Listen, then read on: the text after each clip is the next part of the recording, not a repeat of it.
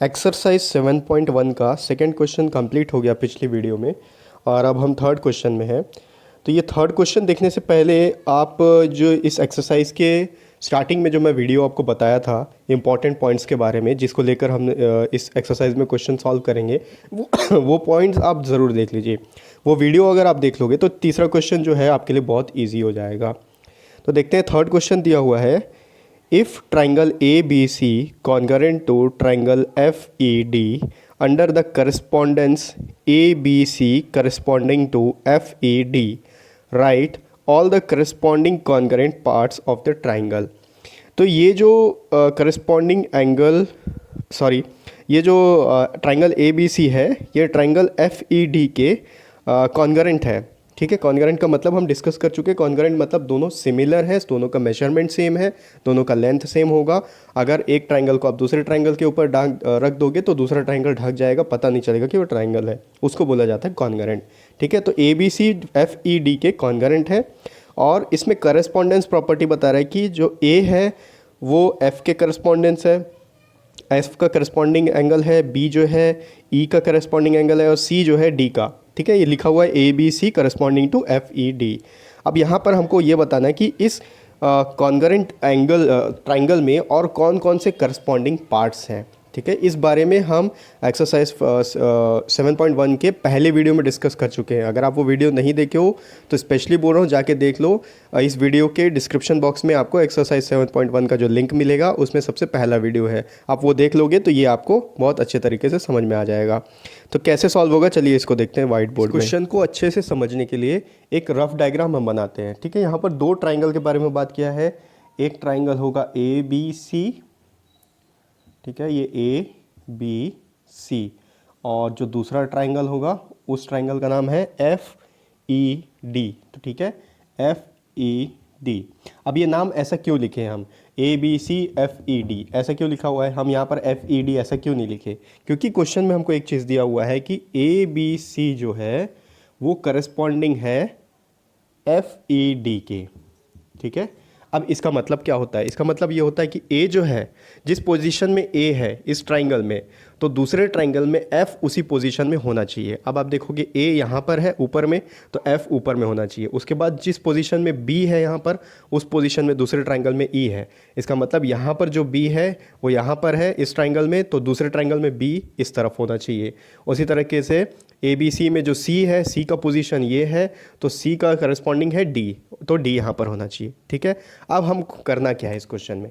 Actually question में बता दिया है कि ये जो ट्राइंगल है, गिवन लिख लेते हैं, क्वेश्चन में क्या दिया हुआ है, ये दोनों ट्राइंगल आपस में कॉन्गरेंट है, यानी कि A B C, triangle A B C is congruent to triangle F E D. ठीक है, ये दोनों ट्राइंगल आपस में कॉन्गरेंट है। कॉन्गरेंट का मतलब क्या हुआ? कॉन्गरेंट का मतलब ये है कि इसका मेजरमेंट जितना है इन तीनों एंगल का उतना ही मेजरमेंट इन तीनों एंगल का भी है।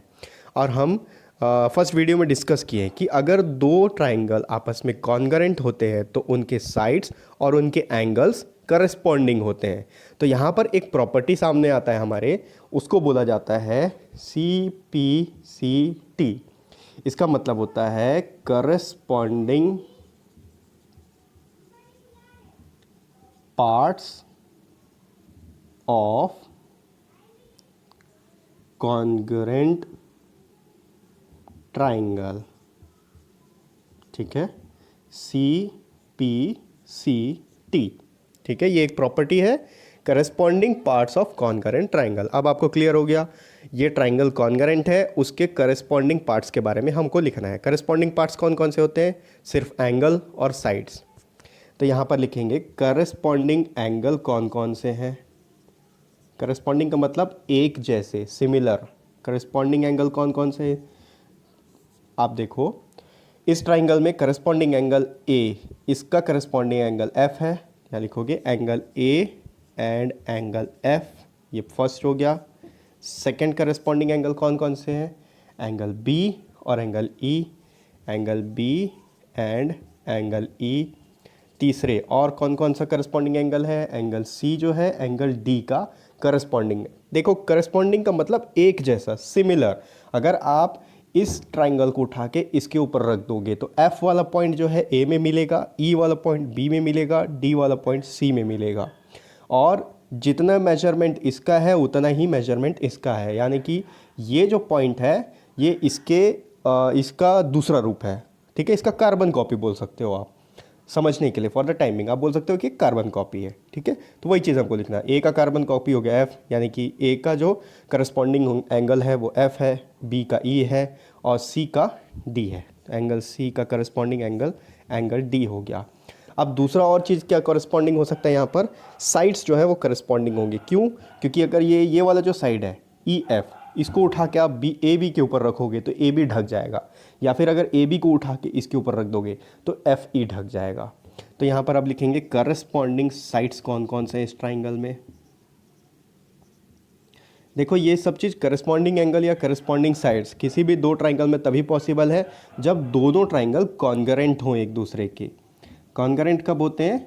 जब दोनों का मेजरमेंट सिमिलर हो, यानी कि दोनों का मेजरमेंट एक ही हो, ठीक है। ये कॉन्ग्रेंस जो है प्रॉपर्टी मैं बहुत अच्छे तरीके से आपको एक्सरसाइज 7.1 के पहले वीडियो में समझा चुका हूँ। अगर आप वो वीडियो नहीं देखे हो तो डिस्क्रिप्शन बॉक्स में आपको लिंक मिलेगा एक्सरसाइज 7.1 का, वहाँ पर जाके आप पहला वीडियो देख लीजिए।